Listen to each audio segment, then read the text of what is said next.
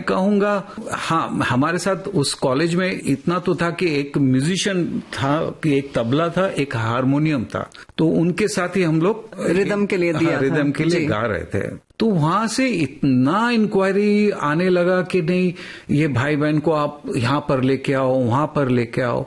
तो फिर अभी तबला और हारमोनियम दे आर प्रोफेशनल जी, तो हम लोग तो चलो शौक से गा रहे हैं, हमें कोई रेम्यूनरेशन नहीं लेना था, बट दे आर ऑफरिंग कि आप नहीं। तो पहला शो मुझे याद है 15 रुपया शो का था, जो 5 रुपीज तबले वाले को और 5 रुपया हारमोनियम और 5 रुपया हम भाई बहन, ऐसा। हाँ, तो वहां से जो बोलते हैं ना आप, प्रोफेशनल जो स्टार्ट होता है कि यहाँ से एक शुरुआत होने लगा, और हमें भी धीरे धीरे नहीं मजा आने लगा, तो मजा आ रहा है, ये तो अच्छा लग रहा है। तय हो गया ना फिर कि इतना पैसा लेना है, तो 3, 4, 5, 6 गाना, 8 गाना, तो हम लोग की ऐसी तैयारी। तो इन द मिड मैंने शुरुआत किया था, फिर पता चला कि नहीं, मेरी सिस्टर जो गा रही है वो तो कुछ ऐसी, कुछ गॉड गिफ्टेड है कि इस उम्र में कोई ऐसा गा ही नहीं सकता, हाउ शी सिंगिंग जी। इवन मैं आपको बता सकता हूँ कि बिस्मिल्लाह खां बनारस के जी। जब वो प्रोफेशनल बन गई सिंगर, तो उन्होंने, अभी क्या होता था उस जमाने में, पहले लाइट म्यूजिकल प्रोग्राम होता था, उसके बाद क्लासिकल प्रोग्राम शुरू होता था। तो हम लोग का कुछ 3 घंटे का शो होता था, and then classical 8 hours, 7 hours, Sitara Devi, Lachhu Maharaj, Gudai Maharaj, Bismillah Khan Sahab. तो बिस्मिल्लाह खां साहब वो मोहे पनघट पे नंदलाल छेड़ गयो रे, मेरी सिस्टर स्टेज पे गा रही थी जी। तो उन जैसा शख्सियत ने सिस्टर को बुलाया, गोदी में बैठा के उसको आशीर्वाद किया, एंड शी सिंगिंग, इतना अच्छा गाती थी वो। मैं भाई हो के इतना उसकी तारीफ नहीं कर सकता हूँ, बट मैं यही कह सकता था कि उसका मतलब नेक्स्ट चांस बॉम्बे में वही होने वाला था कि उन्होंने शायद एक गाना, शायद नहीं गाया था, रफी साहब के साथ भी उन्होंने एक गाना गाया था। तो वो ये जो वहां से शुरुआत होती गई, फिर वो 15 रुपए से 400 से 800, 800 से 2000 ऐसा पेमेंट्स होने लगा ऑल ओवर यूपी बिहार में हम लोग शो करते गए। तो ऐसे ही स्टेज पर ऑर्केस्ट्रा जैसे पहले चलता था, ऑर्केस्ट्रा जैसा होता था, खूब चलता था पहले, तो खूब चलता था, बहुत चलता था। और वो एक बोलते हैं ना जुनून था ऑर्केस्ट्रा के लिए उस जमाने, बहुत ज्यादा। हाँ, हर शादी ब्याह में कोई भी उत्सव हो, तीज त्योहार, दुर्गा पूजा हो गया, काली पूजा हो गया, सरस्वती पूजा हो गया, हम लोग के शोज ही रहते थे ऑलवेज। तो वहां से हम लोग, आप कह सकते हो कि मैंने बचपन देखा ही नहीं जी। 12 साल की उम्र में और 8 साल की उम्र में अगर आप प्रोफेशन में आ जाते हो, एंड आप इतने ऑडियंस को आपको होल्ड करना है, उनको एंटरटेन करना है, सो आपको फिर अपना टाइम जो है गाने पे पूरा फोकस, तो इसलिए पढ़ाई हमारी वहां से छूट गई, रुक गई, तो हम लोग वहीं से प्रोफेशनल बन गए थे जी। जाहिर है कि फिर जिम्मेदारी होती है, लोगों की इच्छाएं होती हैं, उनकी जो इच्छा है, जो चाहत है, उसको पूरा करना आपकी जिम्मेदारी हो जाती है ना जी, कि वो चाहते हैं कि हमें सुनना है, तो जाहिर है कि क्योंकि नाम था रत्ना मेरी सिस्टर का और मेरा नाम था देबाशीष, तो पिताजी ने क्या किया, वो आरडी वर्मन के नाम से आरडी ऑर्केस्ट्रा कर दिया। अच्छा। तो ये बहुत हम लोग का उधर बहुत नाम हो चुका था, बहुत पॉपुलर हो गया था। तो चलिए, यहाँ पर आपने बताया कि मोहे पनघट पे नंदलाल, ये गीत यहाँ सुनते हैं, फिर आगे बढ़ते हैं। ये तो लता जी ने गाया है जी। आपने बताया आपकी बहन ने गाया था, तो यहाँ पे सुनते हैं, फिर आगे बढ़े जी। और इनकी बहन रत्ना जी किस तरह से लोकप्रिय हुई, और आरडी नाम से ऑर्केस्ट्रा इन लोगों ने जो चलाया, तो एक धूम मच गई थी। देवाशीष जी, उन यादों में चलते हैं जी। लोकप्रियता आपने बताई कि बहुत थी, और क्या क्या आपको अच्छा लगता था, किस तरीके की लोकप्रियता थी आपकी, कितने पॉपुलर थे आप? पॉपुलर तो इतने हो गए थे कि हमें, मुझे याद है, खाने के लिए भी टाइम नहीं हुआ करता था जी, कि जो मिल गया रास्ते में, कभी मूंगफली खा लिया, कभी 2 पूड़ी खा लिया जी, क्योंकि घर पे कहाँ रहते थे हम लोग, ट्रैवल करते रहते थे, कभी यहाँ पर कभी वहां पर। तो ट्रेन में और वो भी विदाउट रिजर्वेशन। उस जमाने में तो अब रिजर्वेशन भी कोई वैल्यू नहीं था जी। हाँ। लोग आप ट्रैवल करते थे, बोलते थे नहीं नहीं यहाँ रिजर्वेशन नहीं चलता, आप ऐसे बैठे रहो जी। तो ऐसे करते हम लोग, मैं कहूंगा कि उसके बाद एक टाइम आया कि मुझे लगा मेरी सिस्टर धीरे धीरे बड़ी हो रही थी जी। तो मैंने कहा अभी यहाँ पर मुझे शिफ्ट होना चाहिए जी। तो मैं अपने फादर को कहने लगा कि नहीं, I want to go Calcutta, मुझे अभी कैलकाटा शिफ्ट होना है। तो फादर सोच रहे थे इतना बड़ा नाम यहाँ पर है, अभी इनको कैलकाटा कैसे लेके जाऊं, क्या करूं, क्योंकि ऑलरेडी हम लोग प्रोफेशन बन चुके थे तो हमारा अर्निंग वहीं से शुरुआत हो चुका था, ठीक ठाक हो रही थी जी। तो फिर ऐसा टाइम हुआ कि हम लोग कैलकाटा शिफ्ट कर गए, और कैलकाटा शिफ्ट करने के बाद मेरे हिसाब से ज्यादा से ज्यादा 1 साल मैक्सिमम हमें थोड़ा स्ट्रगल करना पड़ा। इनको बताना पड़ा भाई ये भाई बहन गाते हैं, पिताजी के दोस्त थे वो किसी को रिकमेंड करते थे कि देखो इन बच्चे को आप जरा सुन के देखो बहुत अच्छा गाते हैं, मगर कैलकाटा में कोई जल्दी से चांस नहीं दे रहा था। बहुत बड़ा शहर है, बहुत बड़ा शहर और बड़े बड़े आर्टिस्ट हैं वहां पर, तो ये कौन है इतने छोटे छोटे बच्चे।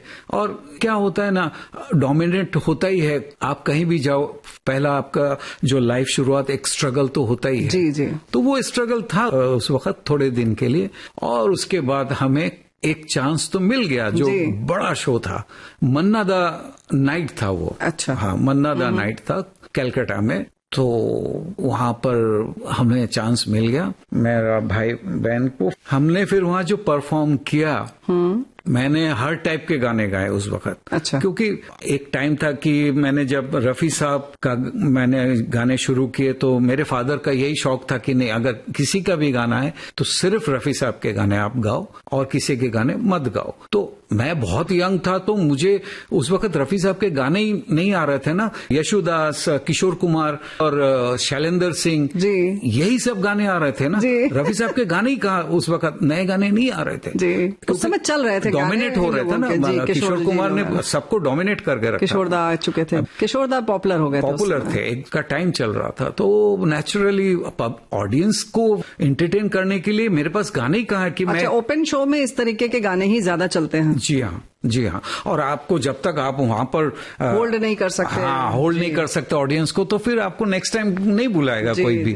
तो इसमें थोड़ा सा मेरा पिताजी का भी हो जाता था कभी कि नहीं गुस्सा रहते थे मुझसे कि नहीं तुम ये ठीक नहीं है, क्योंकि सिस्टर सिर्फ लता जी के गाती थी है ना, और वो बहुत खुश होते थे, और गाती भी मुझसे भी अच्छी गाती थी, मुझसे भी अच्छी गाती थी। तो वो उनका फोकस मेरी सिस्टर के ऊपर ही ज्यादा रहता था, ये तो आगे कुछ इसका तो होने वाला नहीं है, इसको चलो ऐसे ही, मैं जस्ट बोलता ना टाइम पास के लिए ऐसे ही था उनके लिए, मतलब फादर के लिए।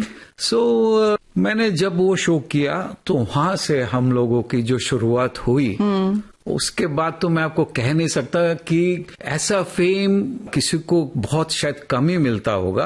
कैलकाटा में क्या होता है, छोटे छोटे बहुत से एक के बाद एक गलियां होती हैं, और सब गलियां में शोज, हर कोई पूजा पे शो करते रहते हैं। तो हम लोग इतना पॉपुलर हो चुके थे कि ऑडियंस हमारे लिए सुबेरे 4-5 बजे तक बैठी रहती थी।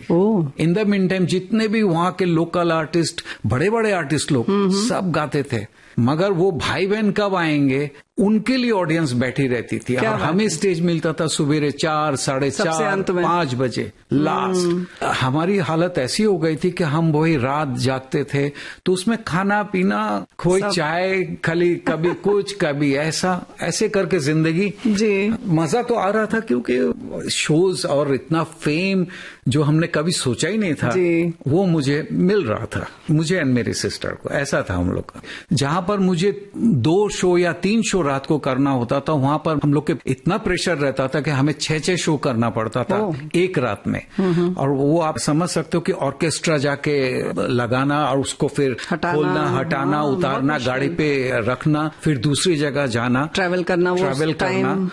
तो ऐसे कभी कभी क्या होता था, 1-2 शो छूट जाता था। तो चलिए ये बताइए कि जो आपने बताया कि मन्ना डे नाइट हुई, उसमें कौन सा गीत आपने सुनाया था, या कौन सा ऐसा खास गीत था, कुछ याद आ रहा है जो सबसे ज्यादा हिट हुआ उस वक्त? उस वक्त तो ये यशोदास का गाना बहुत चल रहा था जी। माना हो तुम बेहद हंसी जी। और अमर अकबर एंथनी का गाना चल रहा था पर्दा है पर्दा। जी। वो फिर शिरडी वाले साईं बाबा मैं बहुत ज्यादा गाता था उस स्टेज पर। और मेरा भाई बहन का डुएट्स वगैरह तो आई थिंक हम किसी से कम नहीं का डुएट कंपटीशन सॉन्ग्स हो गया। फिर ऐसे ही जो हिट गाने होते थे, मगर हिट गाने मैं ज्यादा गाता था। और मेरी सिस्टर जो है वो एकदम क्लासिक गाने के लिए मेरे फादर पीछे बैठे रहते थे। कोई ऐसा गाना नहीं होगा, मैं जो कहूंगा वही गाना होगा। अच्छा। अभी वो रहना बीती जाए, अभी वो गा रही है मोहे पनघट हो गया, फिर आ सोचा तो आंसू भराए, मदन मोहन जी का जितने भी अच्छे अच्छे गाने, तो आप विश्वास नहीं करोगे कि वो इतना अच्छा गाती थी। मैं डरता था कि ये मेरे फादर ऐसा क्यों कर रहे हैं, ये ऑडियंस अभी हुट करेगी इसको, इसके गाने नहीं सुनेगी जी। मगर एक गाना दो गाने के बाद वो पूरा माहौल चेंज हो जाता था, बिकॉज वो इतना अच्छा गाती थी इसलिए। तो उसके बाद फादर एक एक गाना निकालते थे, अभी ये गाओ, अभी ये गाओ, ऐसे करके हम लोग 3 से 4 घंटा शो करते थे। सिर्फ मैं और मेरी सिस्टर। बहुत बड़ी बात है, बहुत मुश्किल चीज है। चलिए हम भी यहाँ थोड़ा सा माहौल चेंज करते हैं और यशुदास का जो आपने गीत कहा है वो अभी ये स्ट्रगल पीरियड की बात कर रहा हूँ, तो सुनते हैं ना, देखते हैं उस समय आप कैसा गाते थे। ठीक है, आपके सामने तो मैं ना नहीं कर सकता।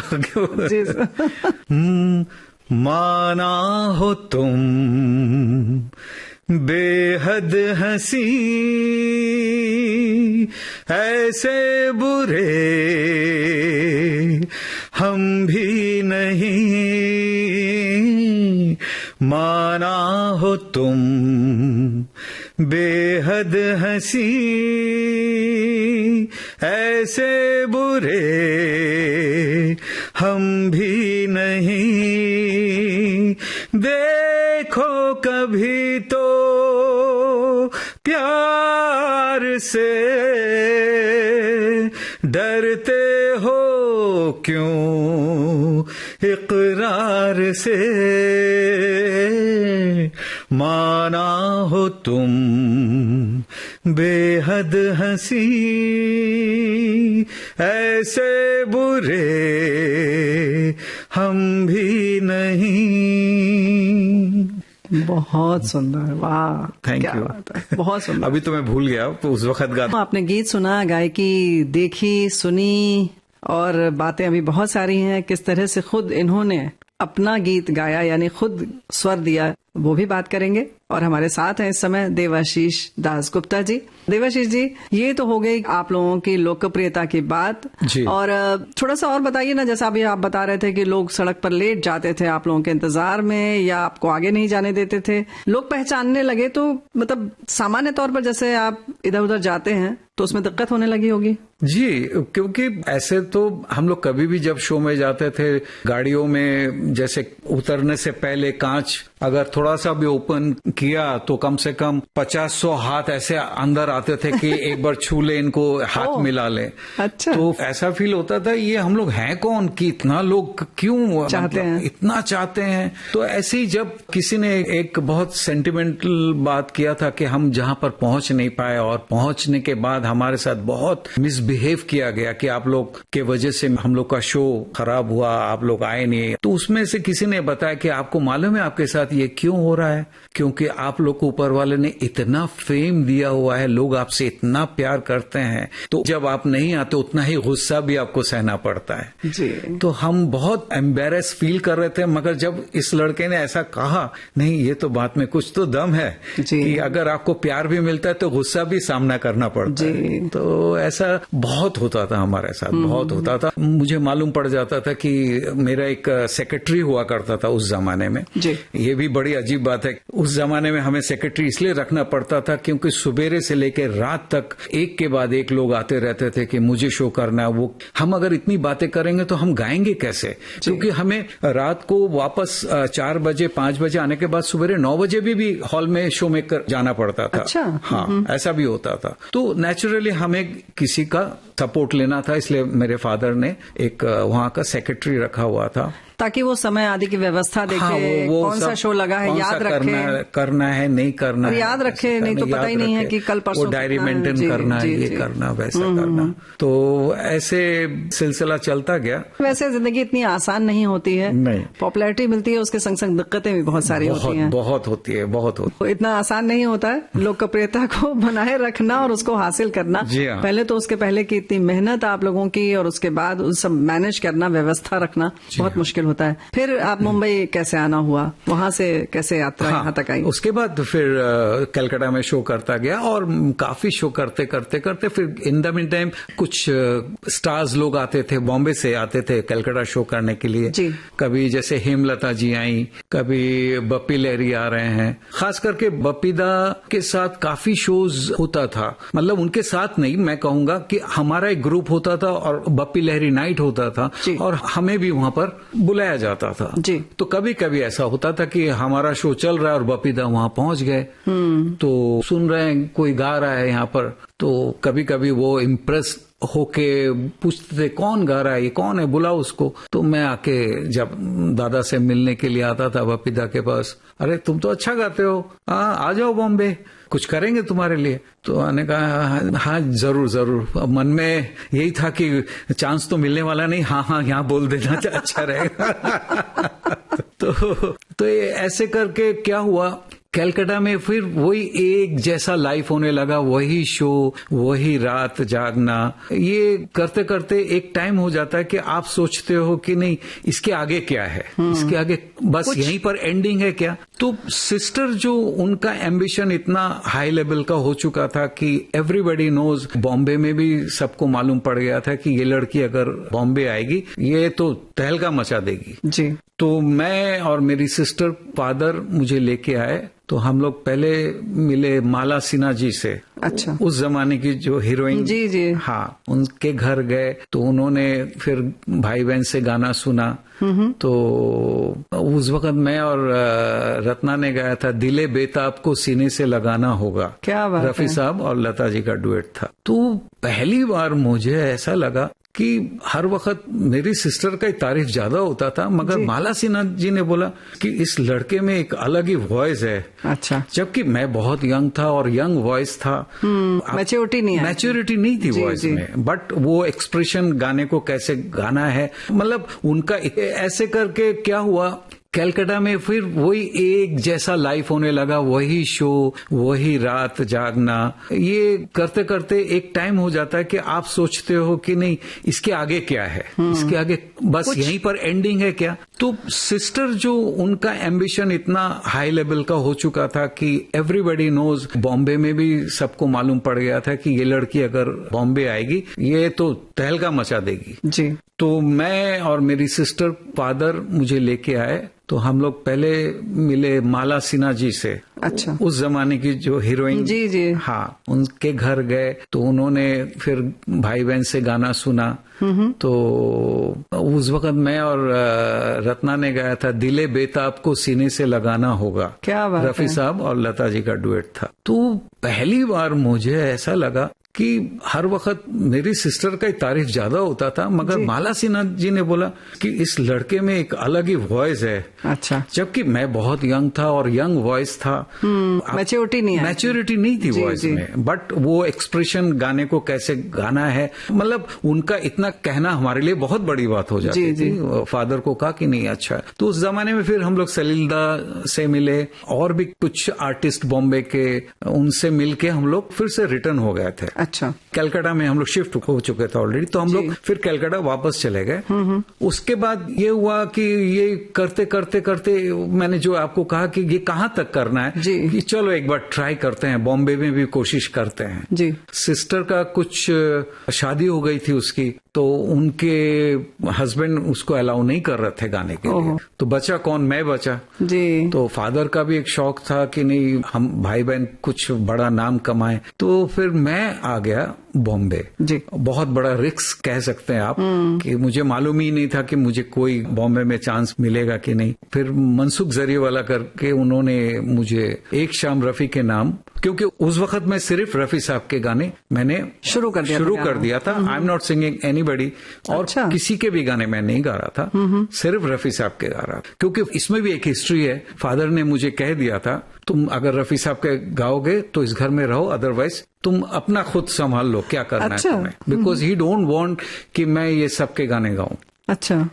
तो आज मैं उनको याद करता हूँ ऑलवेज, मतलब वो कितने समझदार हो सकते हैं कि मैं अंदर से नहीं समझ पा रहा था, और मैं सोच रहा था क्यों मुझे फादर ऐसा मिसगाइड कर रहे हैं, ये समझ नहीं पा रहे हैं। मैं उनको समझ रहा था कि वो नहीं समझ रहे, मगर फादर को मालूम था कि अगर गाना है तो किसी का गाना गाना है, वो तो आगे तक देख रहे थे, ये आगे तक देख रहे थे। तो जब मैंने धीरे धीरे रफी साहब का गाना शुरू किया तो अनबिलीवेबल कि जब स्टेज पे मुझे जो क्रेज मिलना शुरू हुआ रफी साहब के गाने पर, तो मैंने देखा अरे हाँ फादर तो सही कह रहे थे।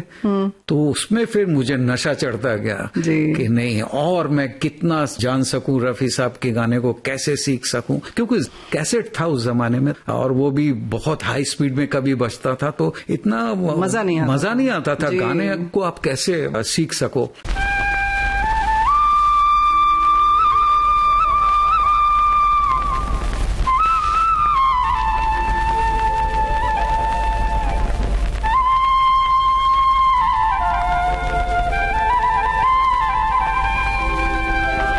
जितना भी हुआ वहां से रफी साहब के गाने मैंने जब शुरू किए, तो मैं बॉम्बे में जब आया तो मनसुख जरिएवाले ने मुझे एक शाम रफी के नाम टाइटल में प्रोड्यूस किया, और वहां से फिर एक्चुअली कैलकाटा में मुझे ऑलरेडी रफी साहब के एक लाइव शो का कैसेट रिलीज किया था। अच्छा। टी सीरीज ने, जब मैं कैलकाटा में था, तो उसके बाद मेरा गैप हो गया था टी सीरीज में। Even that time me and Kumar Sanu हम लोग दोनों एक ही साथ दिल्ली गए थे। अच्छा। उन्होंने एक बंगला कैसेट गाया था, प्राइवेट सॉन्ग, और मैंने एक रफी साहब का पूरा एल्बम, उसमें बहुत सारे अलग अलग गाने थे जो लाइव शो के हिसाब से कैसेट रिलीज हुई। अच्छा।